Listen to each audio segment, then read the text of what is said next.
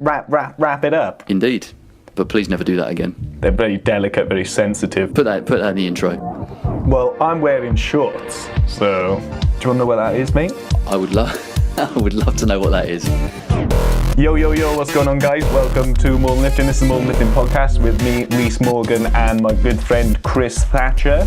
Hello, mate. Hello, mate. How are you? Yeah, I'm good. This is our second recording of the introduction because Chris, the silly moose, forgot to turn his mic on. Hey, embarrass you in front of all of our listeners. Has to happen every now and then. It's almost as bad as leaving the audio turned off when you're recording a webinar. Yeah, which I've done, so happy days. We're both silly. And supposedly audiophiles and experts in audio technology, allegedly. Yeah, well, alleged experts. Guys, this is the More Than Lifting podcast. We talk about bodyweight training, calisthenics, gymnastics, strength, skill training, all of that jazz, plus a bit of weight stuff because Chris... I can't get him off it. I've tried, guys. But he loves doing clean and snatches. That's the short and long of it, isn't it? Clean, snatches, cleans, any combination you like. But yeah. I do very much enjoy it. It was interesting, actually. I was listening to Joe Rogan's podcast in the last week, and he had Rob Wolf on the Paleo Solution guy. Oh yeah. It's a really interesting conversation between the two of them. I don't subscribe to a strict paleo diet of any sort of nature, but the whole foods element of any diet, whether it's paleo or veganism, I'm a fan of hearing more about, and certainly how to optimize things like gut health and general physical performance. So he's a really, really interesting guy to pick up different bits of info from. And he was talking about his own training a little bit, and he said essentially what he was now doing was listening to the More Than Lifting podcast. Listening to the More Than Lifting podcast. Well, he may have been, because he said it was a combination of Olympic lifting, so powerlifting and Olympic lifting, so dead squats and cleans and other stuff, and then he was doing the gymnastic bodies courses as well. So similarly to my sort of thing, it was a lot of heavy loading work, full body complexes predominantly, and then gymnastics work. So it was quite inspiring to hear a guy of his sort of level of knowledge and experience talking about doing exactly what I do with my own training. So that was quite fun. Yeah, that's pretty awesome. You just need to come to one of the classes, mate, don't you? You need to come down to me one day and come to a gymnastics session. Yeah, that would probably be pretty embarrassing right now. My last month in Madrid was a lot of very, I would say, low to moderate level maintenance work just for time purposes. That wasn't the plan. No, but it's just the way it transpired with the work I was doing and everything like that. Unfortunately, I do feel like I end up coming on here and just going, just more maintenance again. But that's because you do, mate. Yeah, that is the reality of it. That is the reality of it at this moment in time. And hopefully that will come to change in the next couple of months. But I'll definitely come down. You can put me through my paces. Yeah, I think it would be a good laugh, and I think you'd enjoy it as well, mate. You'd have a little get up on the rings, you could see how difficult everything is, and you can realise why I struggle so much with it. Yeah, I know how difficult everything is, and I know how much more difficult it will be for me as well. But look forward to that. Yeah. Speaking of gymnastics, on my path towards my competition in August, I've actually learnt a new trick, one that I didn't really think I would have for it, so it hasn't been a top priority, but I've just accidentally stumbled across it Wednesday, and I realised I could do it. Do you want to know what that is, mate? I would love to know what that is. It's muscle up the back lever. We've spoken about it before and how much stress it puts on your biceps and your elbows, and I almost scared myself out of trying it for that reason.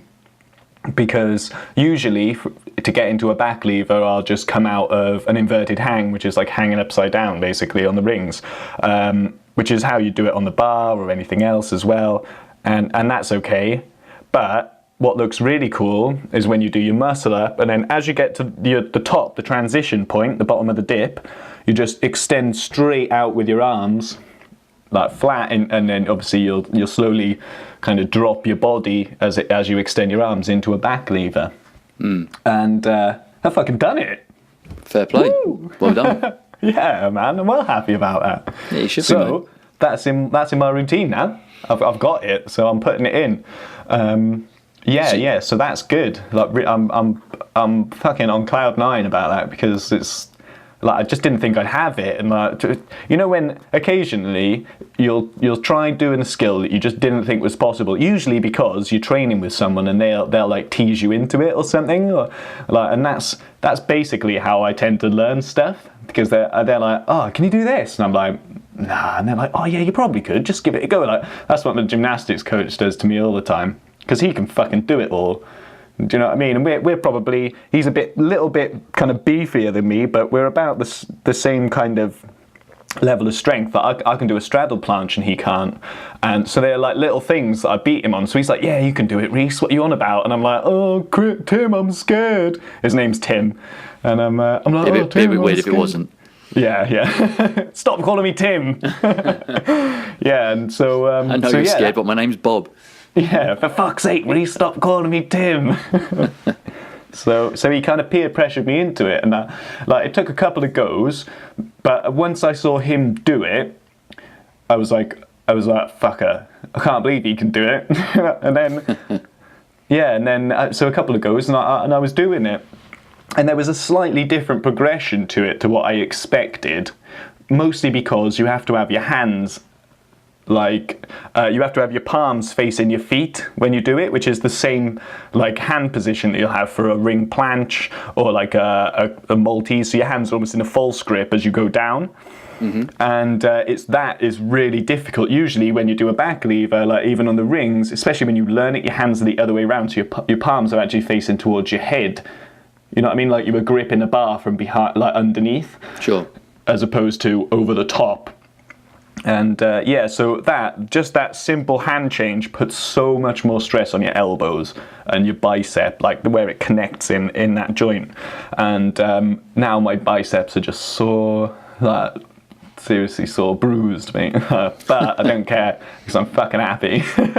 No, good man. It's great progress, and it sounds like you're doing enough for both of us. So I'll just carry on dicking around with maintenance work. Mate. Yeah, you're all right. It's been good. Good stuff. Yeah. Oh, also, sorry, just while we're on this, before we get into the real meat of it today, what else have I learned? I've been learning another accident, which I wasn't planning on having, but I've just started learning handstand presses on the rings as well. And I put up a little video on Twitter because...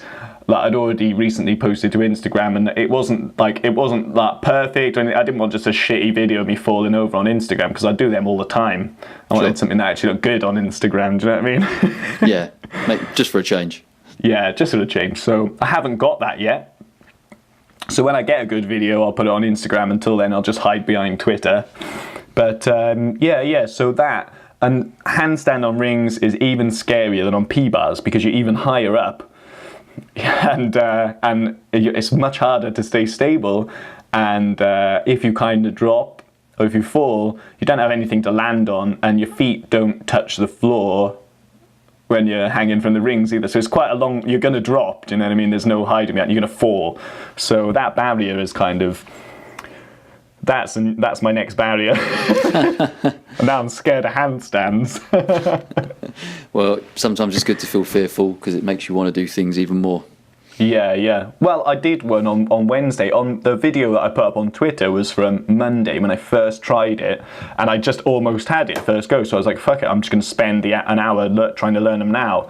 And I mixed that with some other rings training, and then Wednesday I got I was learning the press, and then Tim come and bullied me about the back lever, so I focused on that a bit with intermittent handstand presses, and I actually got one for a very, very split second, but to me that counts, you know. It just wouldn't count in the competition, that's all. Yeah, but you know, you can build up to that. Yeah, well, this is the thing. I got 4 months. I'm just starting at the point where it's like 4 months to competition, so like grind it out. Got 3.5 cycles to do, and that's plenty of time. Like plenty of time. So I'm feeling really good about it. I'm at about a 90-degree extension with my planche on the rings. So what I mean by that is that I can get my feet past my hands, like taking them out behind me. So that's really good progress. My back's already in the right place, so all I need to do is lever my hips up to bring my legs up into position. And that's only one movement, but obviously that is a lot of training, because you've got to take that is when you push the boundaries of your stability and your balance on the rings, because you're spreading yourself out so much further. You have to lean so much further forward. But I'm confident about it. I feel really good about it. So it's all good, mate. I'm in one of those zones at the minute where I'm like, training's going really well. Great stuff, mate. Pleased to hear it, and it's inspiring for me, because that really does make me want to. I'm definitely hungry to get some progressions going again. I'm hoping to get back to training in maybe next week. No, get back. I've been training this week. Get back to martial arts more consistently from next week. I haven't been able to kind of train at all, really. I had to change clubs because of relocating permanently up to St Neots. So yeah, the reality was that between getting back from New York so it was January, and then going to Madrid, there was just no clear run of time where I could turn up to training every single week and really get back into a consistent flow with it. So it was just easier to say, okay, well, you know what, I'm just going to take the pressure off, step back from it, restart with the new club when I get back from Madrid. And so looking forward to that. I actually met with who will always be my instructor, Master Radford, the other day for a coffee. And even though obviously I'll go to another club and I will have other instructors and other masters, but he was my first proper master. He's the guy that got me through all my initial gradings, and what is an absolute font of knowledge when it comes to Tang Soo Do, but martial arts specifically. And he's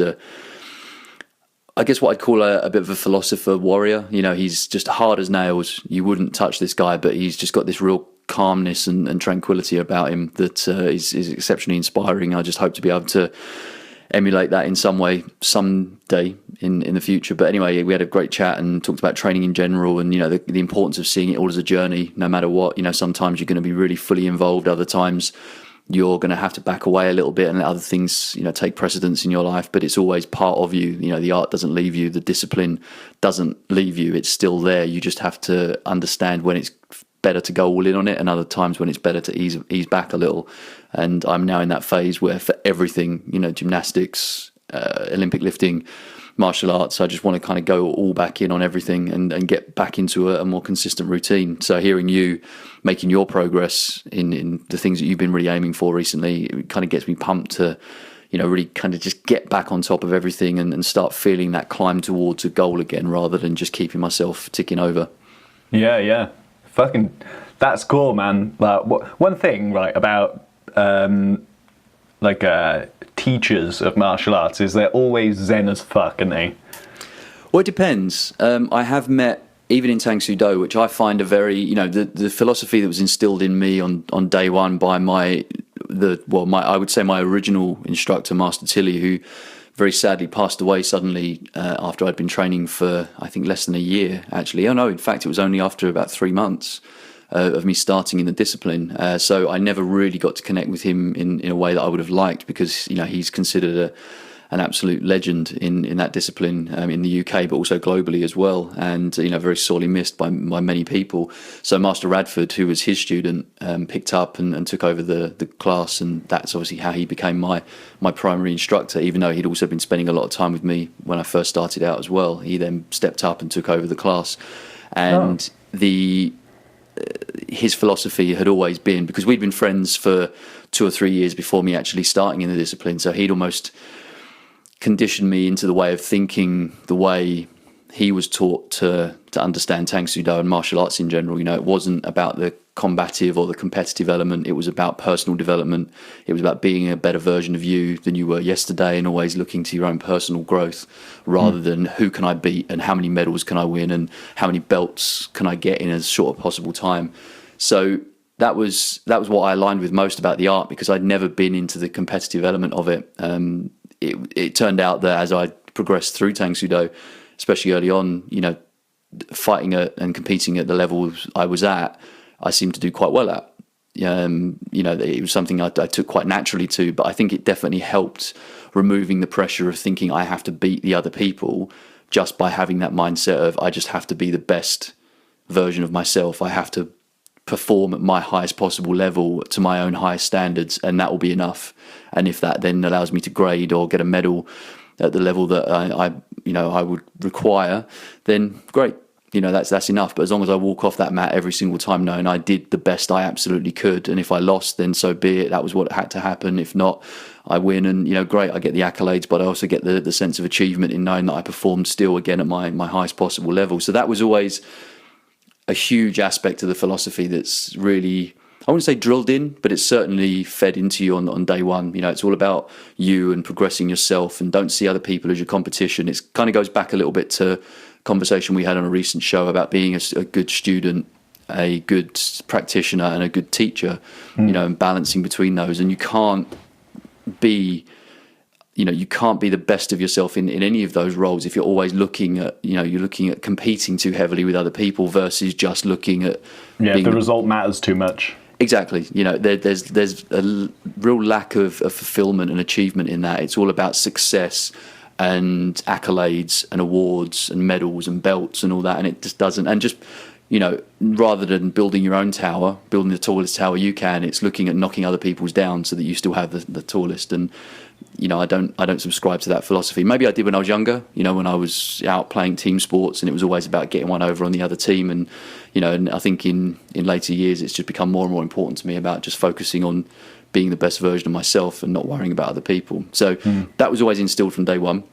However, even in an art like Tang Soo Do, I think one of the shocking things to me was going along to meet national meetups or even regional meetups, competitions, expecting everyone to be like they were in my class. My class, all the senior members there had been taught by Master Tilly and various other different high-ranking masters in the organisation who'd, particularly Grandmaster Lee, who came from Korea and brought the art to the UK and made it a global art, essentially. And my experience had been of that sort of mindset. So when I met other people from different parts of the UK, different clubs, all under the same federation, I was really surprised that some people were all about the competition. They were all about talking about other people and analysing them and going, yeah, that guy is great, but I know he's weak on this and I can beat him on this. And then also talking down their own chances because that they were almost preparing because they knew they weren't as good. So they wanted to say, yeah, I've got a bit of an injury today. Yeah, I'm not feeling so good. Or, yeah, I always get marked down every time I do this. Last time I should have got a gold, but I didn't because of X, Y, and Z. And I was like, wow. Okay, so it doesn't matter, on the art, you get that kind of mindset everywhere because it ultimately comes down to the individual, how they perceive the art. And you'd even find people at a very high grading level who are just all about being recognised for their, as I say, their awards and their achievements. Exactly, being a personality, being a big fish in a small pond, so to speak. And yeah, it was quite surprising. So yes, the good, the real awesome, amazing, inspirational people in those disciplines are, as you say, typically very zen, and because they understand the importance of that mindset of focusing on you and not worrying about other people. And yeah, they therefore come across as that, but it's not consistent. It really comes down to how you as an individual human being perceive the art and approach it, and see what you can get out of it in terms of your own performance rather than how you can just beat everyone else within it. Oh, right, okay. So is Tang Soo Do like a competitive sport then? Yes, it is. It's cool. It's there are competitions. It's a predominantly non-contact sport, insofar as that you're not supposed to hit each other. Obviously, like capoeira. Yeah, it is very much like that. The discipline comes from being able to land a strike as close as you possibly can to your target point without actually making contact. And obviously, when you're being assessed at competition level, that changes as you go up through the grades. So as a white belt, really you can kind of land a kick probably about 4 or 5 inches away from the target point, as long as it's a clean execution of the actual move and it looks like there was no apparent opportunity to block it, then you'll score. When you get to Dan grade level, so that's black belt and above, so first Dan and onwards, you have to get much closer, to the point of when you're competing at a third Dan level. Fourth Dan is master level and they don't compete at traditional competitions. When you get up to third Dan, you find it very hard to strike without getting literally almost to the tip of someone's nose or the very closest point to their temple that you can without making that connection. So, but obviously you just become better at doing that through practice over time. So yeah, there is contact because invariably 2 people throw a kick at the same time. There's going to be some sort of clashing shins. Clash. Oh, Yeah, mate, I've imagine had. how much that hurt. Well, I've had it. I've had everything. I've been kicked on the hip. I've crashed knees, shins, forearms, and obviously you do a lot of conditioning drills in training to try and numb yourself to these things, and a lot of it comes down to also your mental application when you're competing. If you get a knock like that and you suddenly crumble, you're not going to be in the ring for very long. You're going to get scored out pretty quick. So you really have to, you just have to kind of get over those things. And obviously in the moment of competition, you are, the adrenaline is going, you are pumped up, so you don't feel things as much. And then the next day you wake up and you're just like, oh, good God, you just see these purple marks all over yourself, and you think, so much. And you try and say like, oh, yeah, it's a non-contact sport, and then your girlfriend sees your legs and goes, really? Because it doesn't look like it. I used to say that about rugby. Yeah, well, exactly. It's a non-contact sport. You can't play rugby non-contact. It's not possible. even when they try, it's not fun. You have to have contact. I used to hate touch rugby at school. Me too, because I played rugby, so I just wanted to grab older people and throw them on the floor, especially if they were bigger than me. Well, I've always been more of a defensive. So I was a forward in rugby, and I've always been predominantly a defender in football. I love a tackle.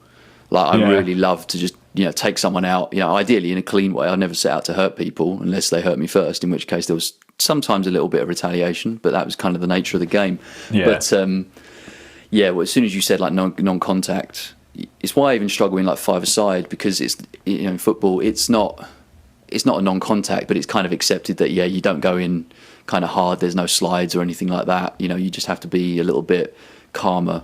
And I don't know, it's kind of counterintuitive to me. I almost feel like I'd rather not play.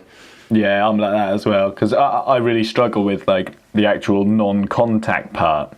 From being brought up doing rugby, like just play it. That was it. That was what I was into until I fucked my knees so much that I just couldn't do it anymore. Like my doctor was like, "You can't play rugby," like that to me, and I was like, "Oh please, though." I was like, "I'll just play it for my school." He was like, "No, you can't do contact sports." He was like, "You can't even play football. You can't do basketball." I was like, "Fucking hell, mate! I'm 16. Do you know what I mean? Don't tell me I can't run around." Yeah. So, not cool. Yeah, fortunately, I've never had any injuries like that, but I imagine that is pretty damn frustrating when you're told that you can't play because of something that your body doesn't want you to do anymore. Yeah, and it was just to me, it was a silly little injury. It was just like a swollen knee and owie a lot. But I think snapping your ACL is actually pretty bad. I snapped my ACL and tore my lateral collateral in the same knee. Ouch! Yeah, that's a good reason to stop I'm like playing. A ligament and a half down, essentially. Yeah, watch those landings off the rings. Don't tell me that. Oh my God, that shit makes me so paranoid, man. I'm sure you've got the stability around it. It's just twists, isn't it? It's just anything. It's the worst thing about playing football, because even I've had it a few times in myself. The studs just get stuck in the ground, and you go to push away, and you almost have to fall over, because if you don't, you're just going to blow your knee out, and it's not even contact. You just have to kind of. I've had it a couple of times where I felt my stud stick and I've had to just crumple to the ground. And people were like, "What's wrong?" And I'm like, "Well, I felt my knee was going to blow because of the twist." And you're not always lucky enough to catch those things. And I've heard some horror stories of I've seen horror stories in professional sports. I've seen it in amateur sports where just for the sake of being on the wrong kind of ground with the wrong kind of footwear, or just in the wrong moment, you move just slightly the wrong way and you don't adjust for it in time. Yeah, it's game over. That's exactly how it happened initially. Like, it was in a training session. It was muddy, because down here, right, all the ground is clay. Right. So you get a bit of water in there and you get a bit of movement, and it's like super glue for your hooves, especially if you're wearing studs. And the studs in rugby are different to football, aren't they? They're just proper big metal chunks, whereas in football they tend to have these like little blades and that now. Yeah. It's just to kind of glide through it, but in rugby it's like stuck. Do you know what I mean? And yep. I was just sidestepping my coach. Like we were having a little game in the training session, and it was my bastard coach fucking trying to tackle me, and I went to dodge him, and I would have got round too, but instead my foot stayed in the ground and I just went and it was bad times. Yeah. Not cool, man, not cool. But you're definitely better off out of that, I think. Yeah, definitely. So right. What are we going to talk about today? Because that we've kind of gone off on a bit of a tangent. Hopefully people found it insightful and useful. But we did actually have a a purpose for today's show. Yeah, to be honest with you, mate, I think it's about time to wrap it up. Yeah, actually, looking at the clock, you're right. Wow, sorry, I kind of monopolised that one a little bit, and I don't think that was the plan. But hey, it doesn't matter. Sometimes you got to go with it. I found it really interesting. Cool, I'm pleased. And again, talking to my instructor the other day, just in reference to my martial arts chit chat, the sort of situation as it kind of comes down to a lot with martial arts nowadays is there's a real heavy sway towards mixed martial arts and particularly Brazilian Jiu-Jitsu as well, because the UFC is huge now, it's big business, there's a huge marketing budget behind it, and there's a lot of very high profile people who do BJJ, the likes of Joe Rogan, Jocko Willink's now, the former Navy SEAL turned, I guess, entrepreneur and business coach, hugely inspirational guy who does BJJ as well. And I think it gets a reputation as being kind of the be all and end all as far as martial arts go, because it's predominantly a ground-based martial arts, and the belief is, much like with things like Krav Maga, that all conflict, all fights end up on the ground at some point, or at the very least you have to be capable of handling yourself on the ground to be able to, I guess, win or certainly overcome in a conflict situation. Now, I think there's a lot of people that do other martial arts that will probably disagree with that. They just don't get as much of a voice now because it's, karate. It's MMA, both karate, jiu-jitsu, tang soo do, taekwondo, even judo to some extent, even though it is a grappling and predominantly floor-based art that and that's how I actually started in my martial arts journey, was doing judo when I was younger, which was great. I enjoyed that. But for me, martial arts, I kind of wanted it to be more. I wanted to know a little bit more about other aspects of art rather than just the grappling and, floor work. But I think people massively underestimate sometimes just the real value in doing a martial art, because it's not just about, the physical development. It's not being able to throw kicks and punches. There's a wonderful mindset element to it. A large part of my mindfulness journey started with doing martial arts, in meditation, just being more conscientious and mindful and aware. It teaches you so much about that side of yourself, how to think your way through a conflict situation, how to think your way through life in general. But then obviously you get that physical development aspect, and you enhance that mind-body connection to such a deep level. And it's one of the things I miss most about it. It's almost like active meditation, because you're having to think so much, like we've talked about before with gymnastics, the transitions from one position to another. So when you're doing forms, katas, whatever the art maybe defines them as, they're called hyungs in Tang Soo Do. That's Korean for you. It is indeed. And that is like meditation, because you you have to apply breath and movement in equal measure, because you can't perform some of the movements as explosively or as smoothly if you're not in control of your breath.